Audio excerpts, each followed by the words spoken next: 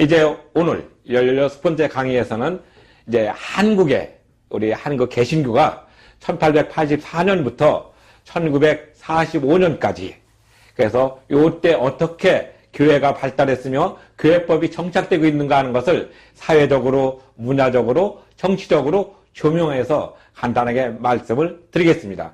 그리고 17번째 강의에서는 1945년 광복 이후부터 1993년도까지 한국교회가 역동적으로 발전하는 그런 모습들을 여러분에게 소개하겠습니다. 그리고 17번째 강의에서는 1993년 이후 대법원 판결이 교회를 어떻게 보고 있는가에 대한 관점에서부터 지금까지 나타났던 교회법의 발전 과정을 이렇게 3등분하여 한 130년 역사를 3등분하여 여러분에게 소개하겠습니다. 자, 그러면 먼저 1884년 한국 개신교가 아펜젤러와 언더우드 목사님에 의해서 우리나라에 처음 들어오게 되었습니다. 근데 중요한 것은 이 1884년도가 어떤 해인가 우리가 먼저 조명할 필요가 있습니다.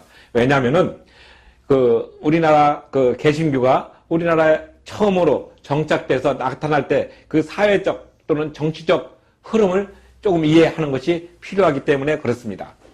일본은 1868년에 메이지 유신이 완전하게 성공으로 이루어지고 1876년에 처음으로 한국과 제물포 조약을 맺었습니다. 이 제물포 조약은 사실은 우리가 볼 때는 상당히 불평등한 조약이었는데, 이 조약은 일본이 미국과 조약을 맺을 때의 그 불평등한 모습을 우리한테 그대로 옮겨놓고 했던 일입니다.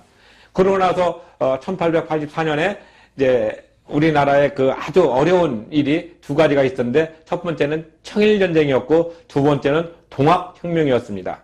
그래서 이 두 가지 사건으로 인해 가지고 우리 사회가 상당히 역동적으로 이렇게 변하고 있었지만, 그것은 우리의 능력으로 변하는 것이 아니라 외국의 세력에 의해서 변화가 됐기 때문에 우리는 자주성을 거의 상실한 채로 있었습니다.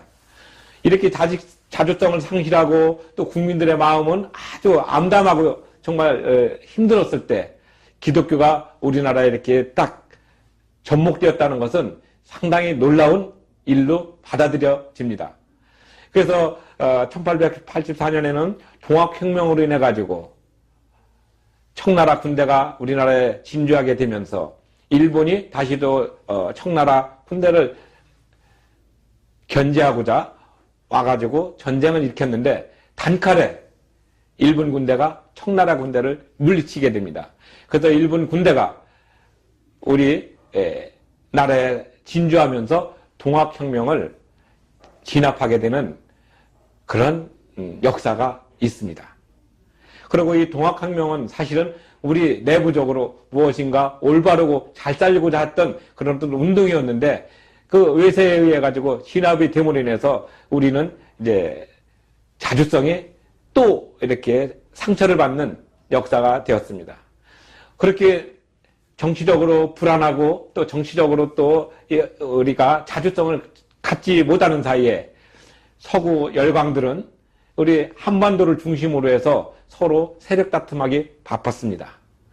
그러고 나서 이제 일본이 우리 한국에 대해서, 조선 반도에 대해서 아주 거의 독점적인 권한을 행사하면서 이제 우리 한국 국가 자체가 이렇게 풍전등화의 위기에 처하게 되었습니다. 그러고 나서 이제 우리가 아는 대로 1905년도에는 이제 러시아가 일본과 전쟁을 해가지고 짐으로 인해 가지고 완전하게 일본은 이제 한국에 대한, 조선 반도에 대한 독점적인 지위를 가지게 됐고, 거기에다가 러시아의 남하 정책을 이렇게 막으려고 했던 영국과 미국 또는 프랑스와 또 독일, 이런 유럽과의 어떤 갈등 관계에 있어 가지고 일본과 새로운 어떤 동맹을 맺게 됩니다. 영일 동맹을 맺게 됨으로 인해 가지고 러시아의 세력을 완전히 분쇄하게 됩니다. 물론 이제 그 사이에 우리나라 고종 황제가 청나라도 믿을 수가 없고 일본한테 한번 졌으니까. 근데 러시아도 졌어요. 근데 그 사이에 이제 아간 파천이라 해서 고종 황제가 러시아 대사관으로 이렇게 잠시 피신하는 사건으로 인해 가지고 우리가 소위 번지수를 잘못 잡는 그런 모습으로 대한제국이 이제 거의 멸망으로 가는, 망해가는 어떤 그런 모습으로 가는 계기가 되었습니다. 그래서 이제 기무라 테스트 밀약에 의해 가지고 미국은 필리핀을 이렇게 독점적 지배권을 가지고 또 조선반도는 이제 일본이 갖는다는 그런 걸로 인해서 통감정치 1905년도에 만들어지고 이제 1910년도에 결국은 한일 늑약 또는 한일 합방으로 인해서 완전하게 역사의 뒤안길에 사라집니다. 근데 중요한 것은 1910년도에 우리 대한제국이 망하면서 1907년도에 이제 한국 장로교회 동로회가 결정된다는 사실입니다. 교회사적인 역사와 또 일반적인 역사 사이에는 상당히 상반된 부분으로 보이지만은 이것이 왜 중요하냐면은 우리 한국교회가 발전하게 되는 어떤 기본 틀을 그때 이미 이제 씨앗으로 갖고 있습니다. 정말 놀라운 하나님의 역사가 아닙니까? 어떤 사람들은 나라가 망했는데 무슨 국가가 필요하냐? 이렇게 이야기하시는 분도 있습니다.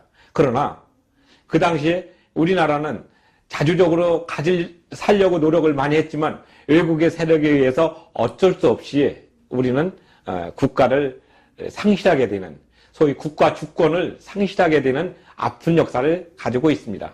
보통 국가가 이루어지려면은 국민이 있고 그 다음에 영토가 있고 그 다음에 주권이 있어야지 되는데 우리는 국민과 영토는 있지만 주권은 빼앗긴 것이 되어버렸습니다. 우리는 이러한 아픈 역사 속에서 슬퍼하고 힘들어할 것이 아니라 그 역사 속에서 한국교회를 심어주신 하나님의 놀라운 섭리에 의해서 다시 재도약의 길을 가게 되는 것은 나중에 우리가 알게 됩니다. 물론 그 당시에는 어떻게 그걸 알겠습니까? 심정적으로 대국이었던 청나라도 일본한테 지고 또 러시아도 일본한테 지고 우리는 아무도 의지할 데가 없었습니다. 결국 국민들은 각계 도상의 길, 내가 살아갈 길을 어떻게 가야 되냐 해서 저쪽 북간도로 가고 또 그 당시 만주로 넘어가고 또 저 블라디보스토크로 넘어가고 그래서 두만강과 압록강을 사이에도 그쪽으로 나가면서 자기들의 삶을 생각을 해야 되는 암울한 처지에 있었습니다. 이렇게 어렵고 힘들었지만 그래도 한국 내에서 이 한반도 내에서 이제 장로교회가 처음으로 성립되면서 믿음으로 나가려고 했던 사실이 있습니다. 그 당시 선교사들이 거의 다 캐나다, 미국, 또 호주, 그 다음에 또 영국, 성공회 그쪽에서 우리나라로 많은 그 선교사들이 왔었는데 그분들은 일본 사람들하고는 좀 가까이 친했기 때문에 그분들이 우리나라에 선교할 때 일본의 어떤 그 압제 또 일본의 감시에서는 비교적 자유로웠던 것이기 때문에 우리 조선의 그때 백성들이 그쪽 선교사들 집이나 또는 그쪽의 그 어떤 그 선교 영역으로 가서 처음에는 의료기술을 배우고 교육을 배우면서 우리 민족의 자주적인 의식을 깨우치기 시작했습니다. 이게 얼마나 중요한 일입니까?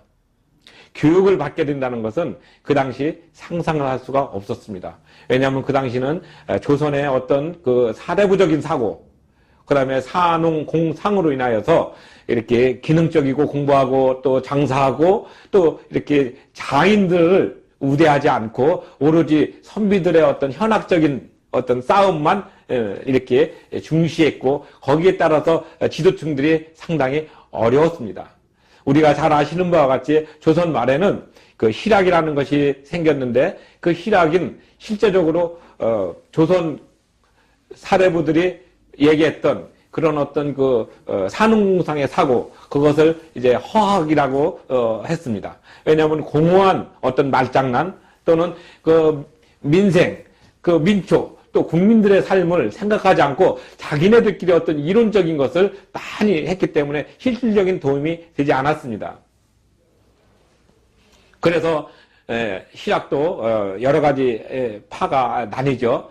그래서 이제 이용 후생학파 또는 중상학파, 또는 중농학파, 또는 실학파 이렇게 해가지고 상업을 중시해야 된다, 또는 농업을 중시해야 된다, 또는 또 우리의 그 어떤 고유한 체제 안에서 쇄신이 돼야 된다는 그런 여러 가지 모습들이 나타났던 부분입니다. 그래서 어떤 체제를 가지고 나타나야지 되는 그런 그 귀한 부분이 있었지만 그 당시 그런 모든 것들도 사실은 국가라는 큰 울타리가 이렇게 무너짐으로 인해서 그들이 얘기했던 것이 많이 깨어지게 됩니다. 그래서 일본을 중심으로 나가야 된다 하는 그 어떤 갑신정변, 김옥균 같은 사람이 있었고, 그다음에 미국을 중심으로 해야 된다.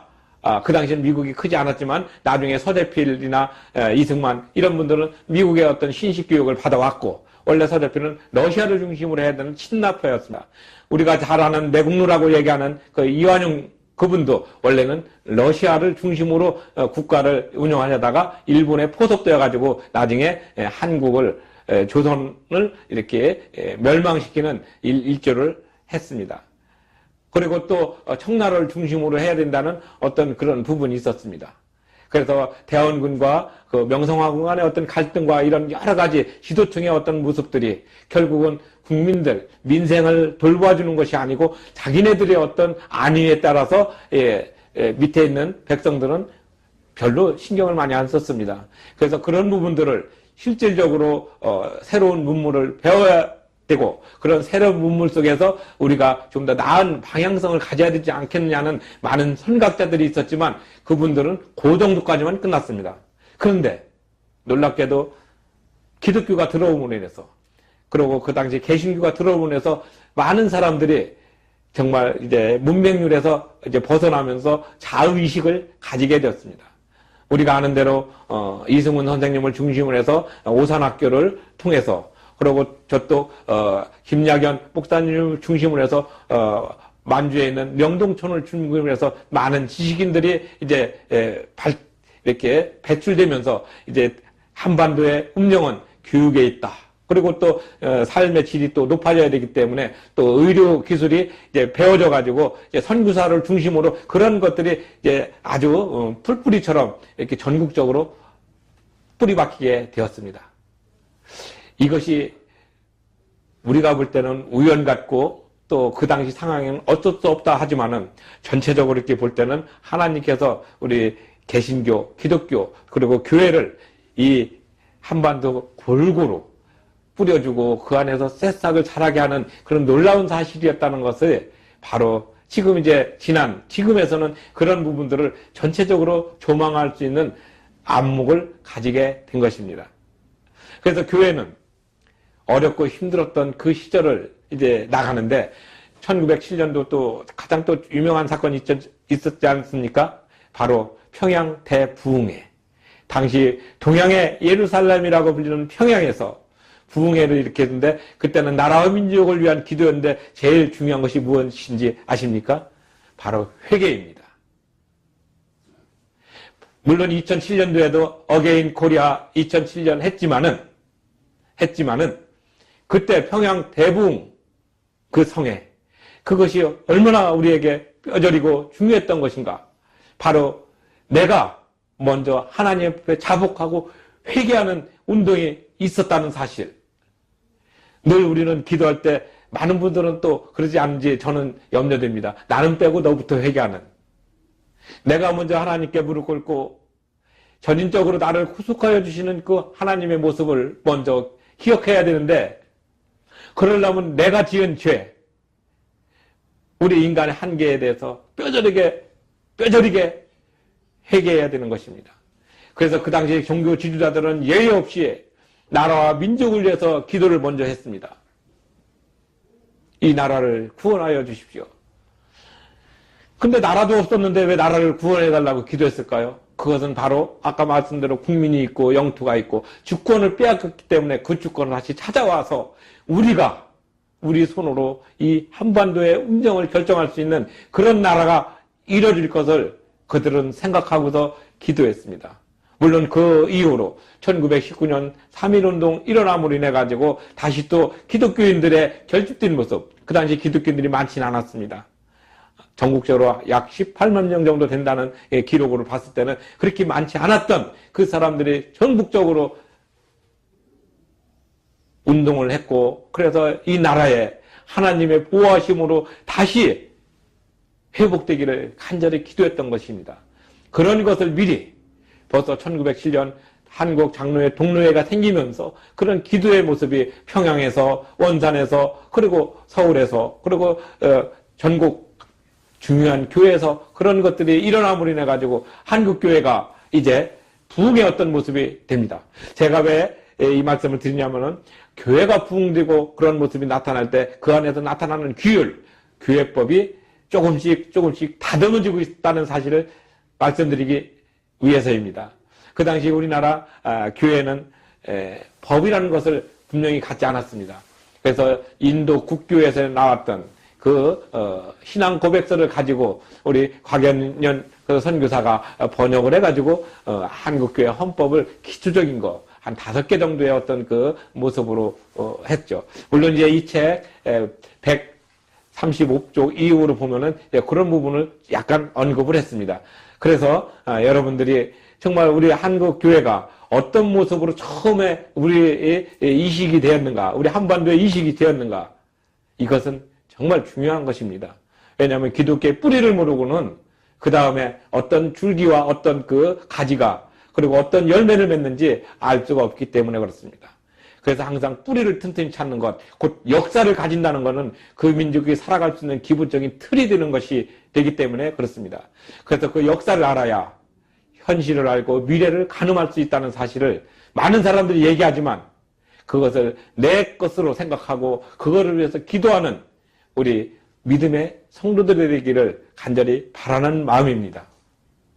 그래서 이 기독교가 1907년도에 대부흥에 일어났을 때 그들은 제일 먼저 나라와 민족을 위해서 기도했고 그 다음에 자기 자신의 내면적인 죄를 하나님께 자복했습니다.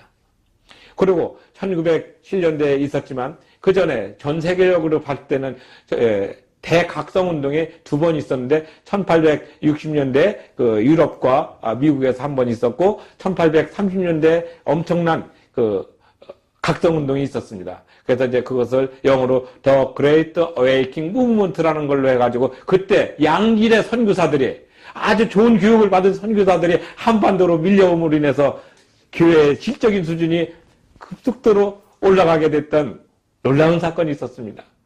그래서 1907년도부터 시작해서 1922년도에 교회 헌법이 어느 정도 골격은 완전하진 않지만 그래도 만들어지면서 교회가 이제는 틀을 갖춰가기 시작했습니다. 그리고 교회를 중심으로 전국적으로 계몽운동이 일어나고 그래서 교육과 또 의료 그뿐만이 아니라 전도를 통해 가지고 하나님 나라를 계속적으로 전파했다는 사실을 우리는 기억할 필요가 있습니다. 지금은 우리가 교회가 너무 흔하다 또는 한 동네 가게 되면 교회가 한두 개씩 보이기 때문에 저 교회가 그냥 서 있는 걸로 생각하지만 실제적으로 그 당시에는 교회 하나가 설립되기 위해서는 엄청난 노력, 그 다음에 우리는 자체적으로 교회를 많이 설립을 못했습니다.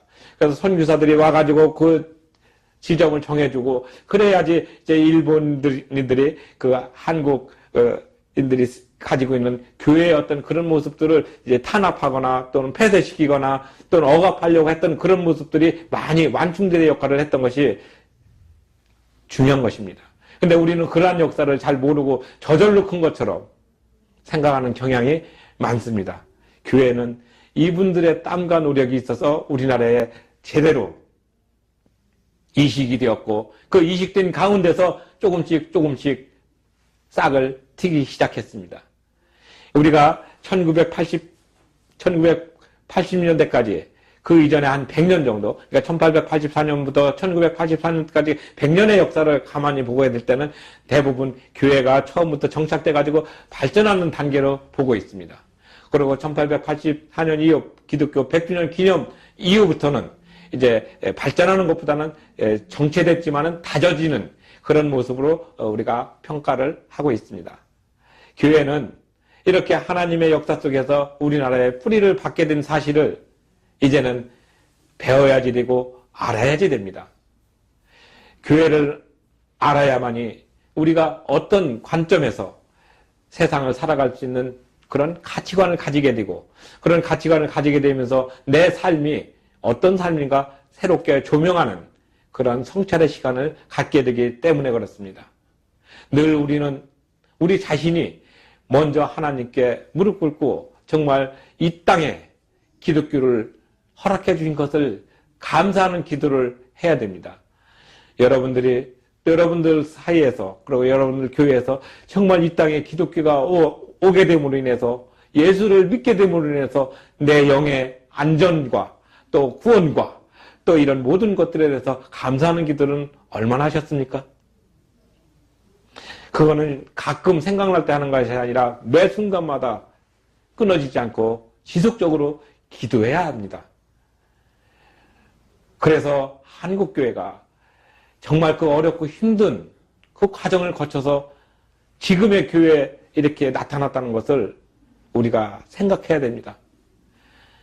우리가 1945년 광복 이전까지 한국 기독교는 지금의 어떤 교회 틀을 가지려고 엄청 노력을 했고, 그 교회 역사 속에서 정말 많은 사람들이 목숨을 바쳐서 지켰던 귀한 모습입니다.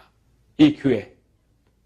우리가 생각하는 교회의 어떤 모습, 그리고 교회가 어떤 방향성을 가지고 나아갈 것인가, 이거는 정말 중요한 것입니다. 늘 우리가 교회는 쉽게 생각해지고 또 언제든지 내가 필요하면 가는 것이 아니라, 교회가 그 지역에 있음으로 인해서 그 지역 사회를 발전시키고 그 지역 사회를 하나님의 보호 속에 만들어주면서 지켜주고 있다는 사실.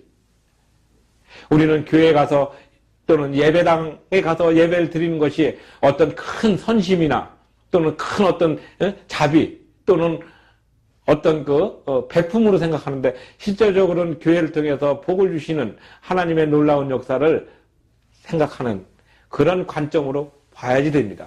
한 예를 들어서 우리가 주일날 교회에 가서 예배 드리면은 우리가 참 교회를 우리가 가기 때문에 교회가 있는 것이 아닌가 이렇게 생각하는 경향이 1980년대 이후부터는 생겼습니다. 그러나 그 전에는 안식일을 통해서, 주일을 통해서 하나님께서 매번 우리에게 보호를 해주시고 방패를 만들어 주심으로 인해서 세속으로부터 우리 믿는 성도들을 보호해 주시고 그 사람들이 살고 있는 이 한반도 땅을 복 주셨다는 사실을 우리는 잊어서는 안 됩니다.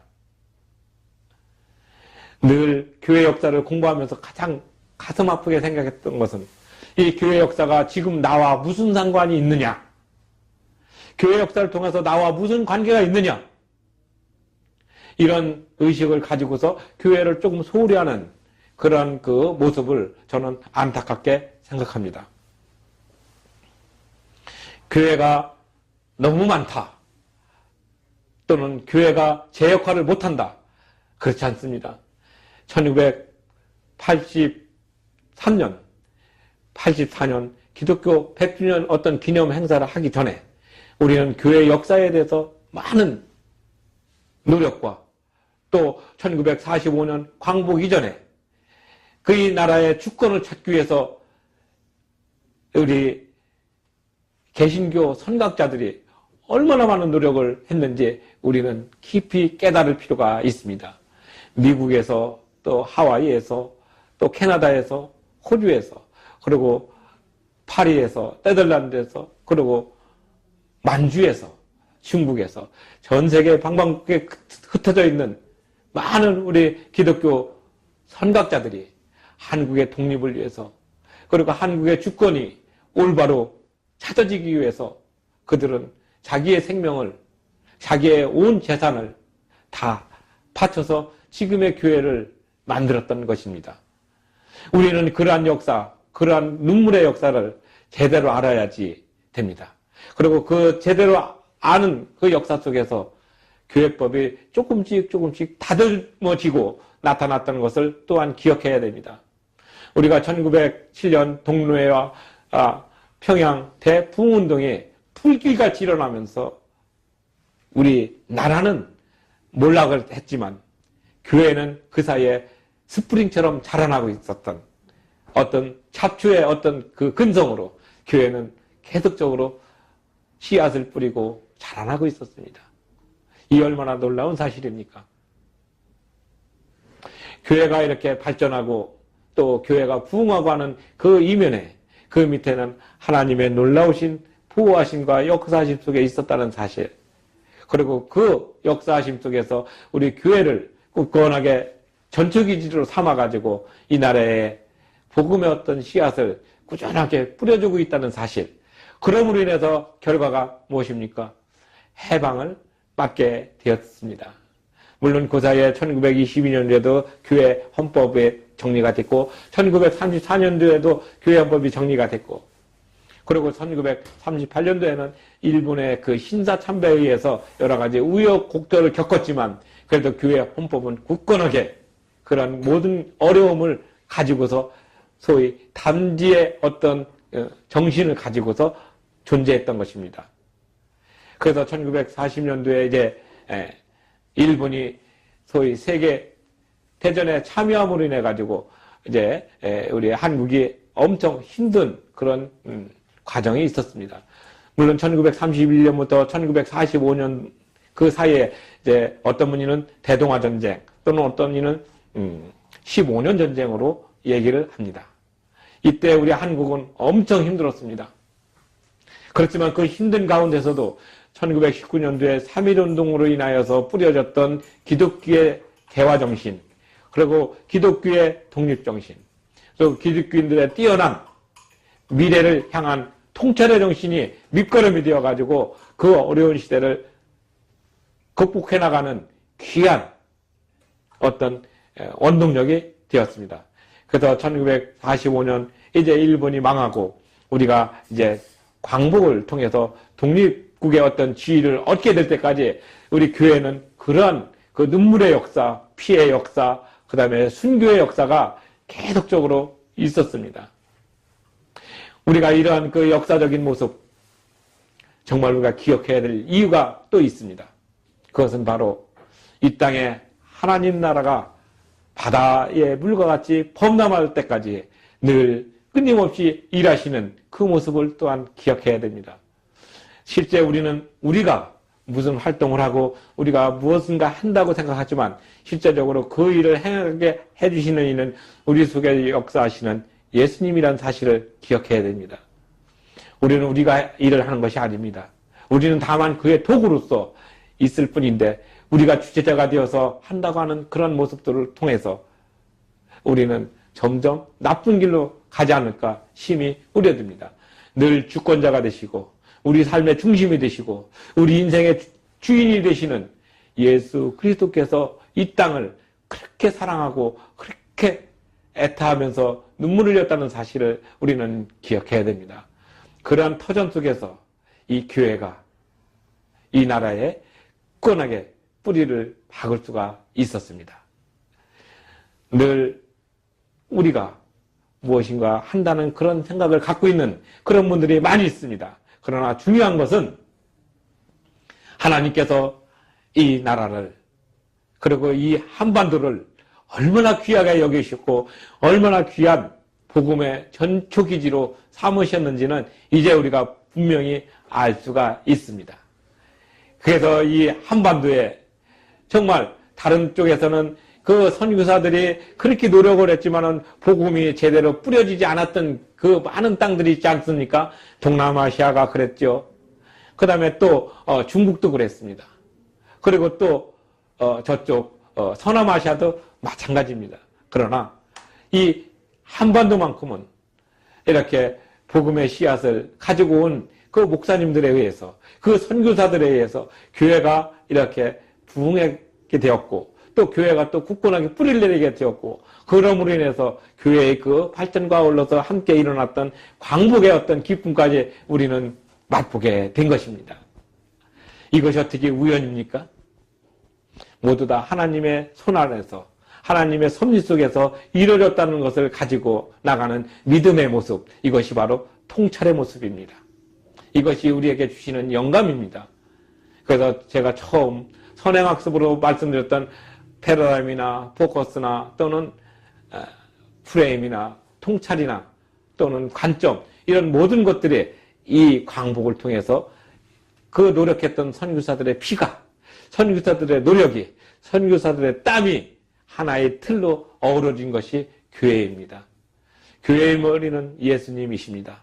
그러나 그 예수님을 중심으로 모여있는, 예수님을 따르는 모든 사람들이 왜 자기의 그 인생을, 자기의 삶을 아무도 모르는, 그리고 정말 자기네 그 어떤 땅이 아니라 이국 땅에 와서 이렇게 많은 노력을 했겠습니까?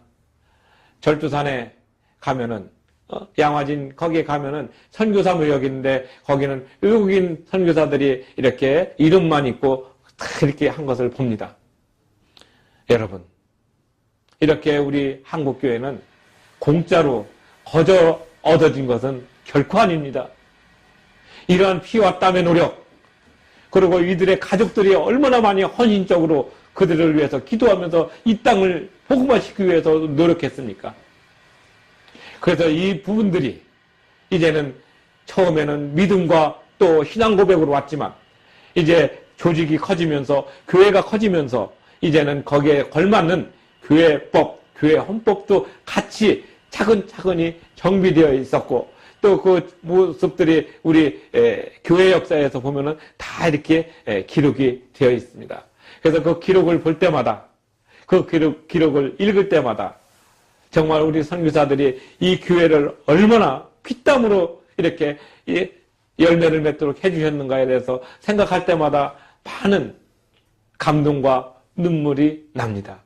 지금도 그 100주년 기념관 또는 그 양화진 그 교회 그리고 또 선교사 무역 이런 데 가게 되면은 자기들의 생명을 자기들의 목숨을 버리면서까지 한국의 교회가 이식되고 잘 성숙될 수 있도록 했던 그런 모습들을 보게 됩니다.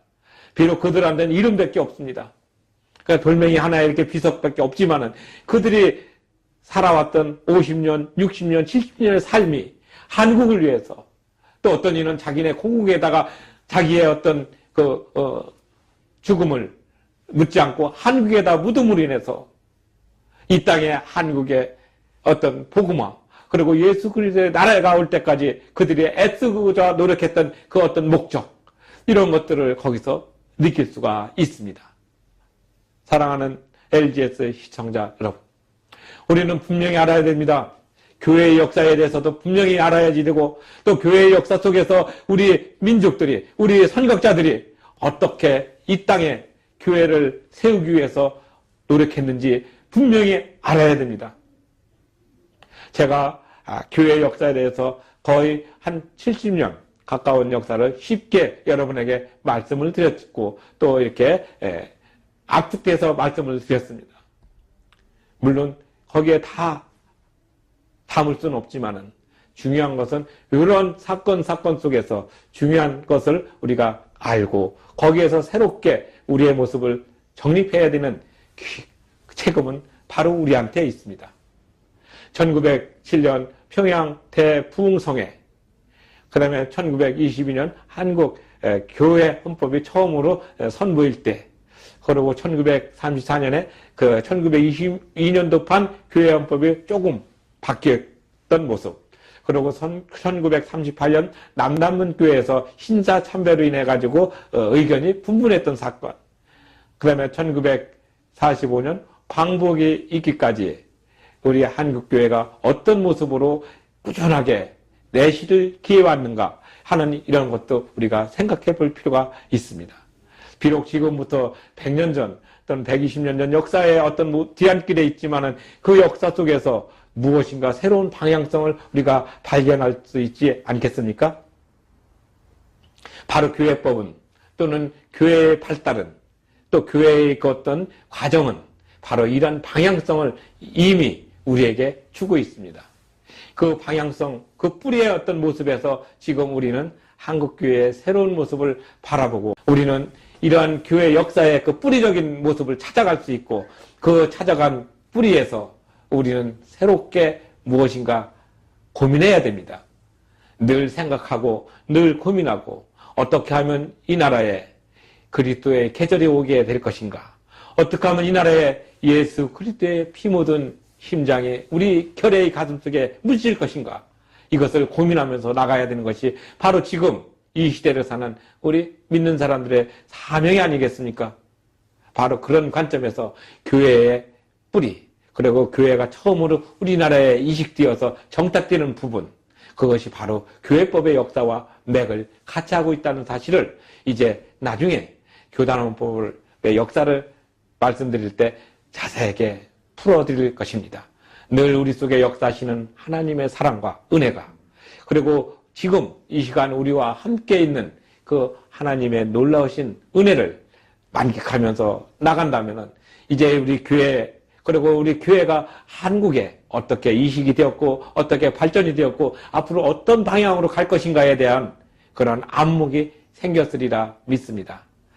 이제 조금 말씀을 정리한다면은 우리 교회가, 그리고 처음 기독교가 지금보다는 화려하거나 또는 멋있지는 않지만 그 나름대로 하나님의 말씀을 보존하고 증거하고 전파하는데 온 힘을 다했다는 사실을 우리가 다시 한번 기억할 때 믿는 자로서의 소명을 어떤 관점으로 가져야 될 것인가 다시 한번 고민해야 될 시기에 왔다고 생각합니다. 이제 말씀을 마치겠습니다. 고맙습니다.